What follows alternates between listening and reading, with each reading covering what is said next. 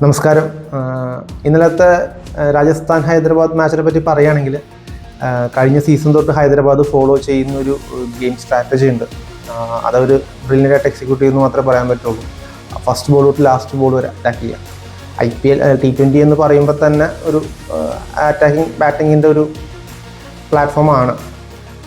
അതിനെ ഒരു എക്സ്ട്രീം ലെവലിലേക്ക് കൊണ്ടുപോകുന്ന ഒരു ബാറ്റിംഗ് സ്റ്റൈലാണ് ഹൈദരാബാദ് കഴിഞ്ഞ സീസൺ തൊട്ട് ഫോളോ ചെയ്യുന്നത്. അത് കോംപ്ലിമെൻ്റ് ചെയ്യാനായിട്ടുള്ള ഒരു ബാറ്റിംഗ് ലൈനപ്പ് അവർക്കുണ്ട്.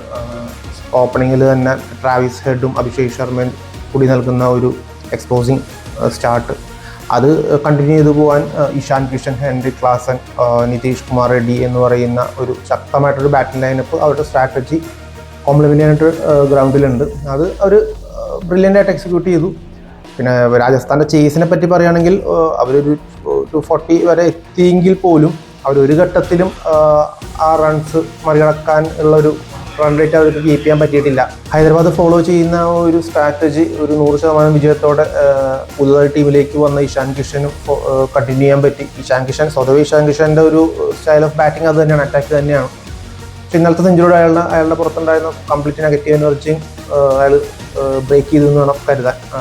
ഇനിയും അദ്ദേഹത്തിൻ്റെ ഒരു ബ്രില്യൻ ഇന്നിങ്സുകൾ തുടർന്ന് ഇന്ത്യൻ ടീമിലേക്കും അദ്ദേഹത്തിന് കയറാൻ പറ്റട്ടെ എന്ന് ഞാൻ ആശംസിക്കുന്നു. സഞ്ജുവും ധ്രുവ് ജുറേലും കൂടി ഒരു നല്ലൊരു എഫേർട്ട് നടത്തിയെങ്കിൽ പോലും അത് ആ 286 എന്നൊരു ടാർഗറ്റ് മറികടക്കാൻ മാത്രം പ്രാപ്തമായിരുന്നില്ല അവരൊരു ഘട്ടത്തിൽ.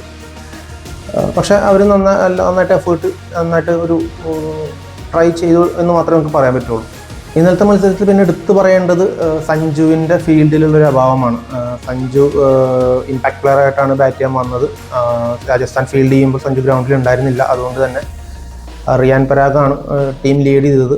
റിയാൻ പരാഗിൻ്റെ ക്യാപ്റ്റൻസിയിലുള്ള എല്ലാ ഇൻഎക്സ്പീരിയൻസും ഇന്നലെ പുറത്ത് കണ്ടിരുന്നു. ഫസ്റ്റ് ഓവർ തൊട്ട് റിയാൻ പരാഗ് അണ്ടർ പ്രഷറിലായിരുന്നു. അത് അദ്ദേഹത്തിൻ്റെ മുഖഭാവങ്ങളിൽ നിന്ന് തന്നെ നമുക്ക് വ്യക്തമാണ്. അപ്പോൾ സഞ്ജു ക്യാപ്റ്റൻ ലീഡ് ചെയ്യാനില്ലാത്തതിൻ്റെ ഒരു കുറവും രാജസ്ഥാൻ ഇന്നലെ തിരിച്ചടി ആയിട്ടുണ്ട്. സഞ്ജു എത്രയും പെട്ടെന്ന് അടുത്ത മത്സരങ്ങളിൽ തന്നെ സഞ്ജു ഫിറ്റ്നസ് വീണ്ടെടുത്ത് ലീഡ് ചെയ്യാൻ ഗ്രൗണ്ടിൽ ഉണ്ടാവട്ടെ എന്നും ആഗ്രഹിക്കുന്നു.